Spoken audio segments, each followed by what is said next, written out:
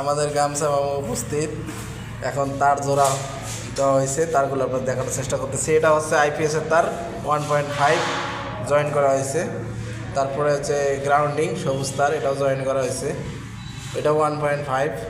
আর এটা হচ্ছে আপনার হচ্ছে যে আমার পাওয়ার সকেটের যে 2.5 RMএর তার, এটা নিডলটা জয়েন করা হয়েছে। আর বাতিল এখানে একটা রাখা হয়েছে, দেখেন চিকন 1.3।